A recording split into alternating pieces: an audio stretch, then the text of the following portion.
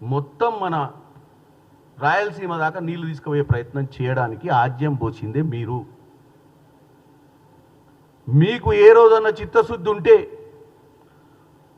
కృష్ణా జలాలను ఆ రోజు దోసుకొని పోతుంటే కాపాడేటోళ్ళు.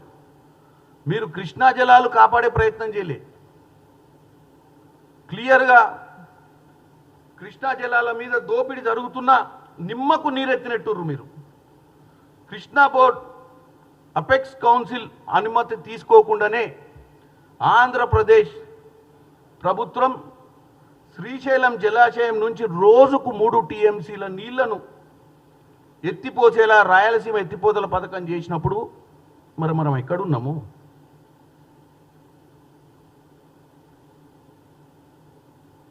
మీరు వాస్తవంగా 1500 క్యూసెక్స్ లైనింగ్ కాలువను నిర్మించాల్సిందే ఉంటుంది. దేని ప్రకారం? ఇంటర్ స్టేట్ ఒప్పందం ప్రకారం.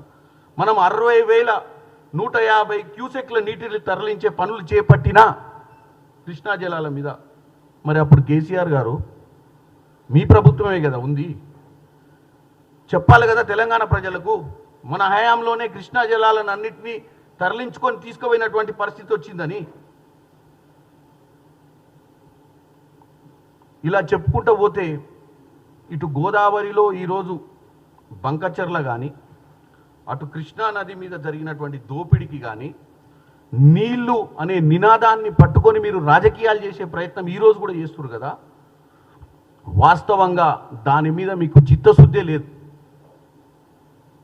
దాని మీద మీకు చిత్తశుద్ధే ఉంటే మీరిచ్చినటువంటి వాగ్దానమే ఈరోజు వాళ్ళు నెరవేరుస్తున్నారు అనేది మీకు తెలవాలి. నిన్న ముఖ్యమంత్రి రేవంత్ రెడ్డి గారు కూడా ఇరిగేషన్ శాఖ మంత్రి ఉత్తమ్ కుమార్ రెడ్డి గారు ఇద్దరు కూడా నిన్న మళ్ళీ మంత్రిని కలవడం జరిగింది.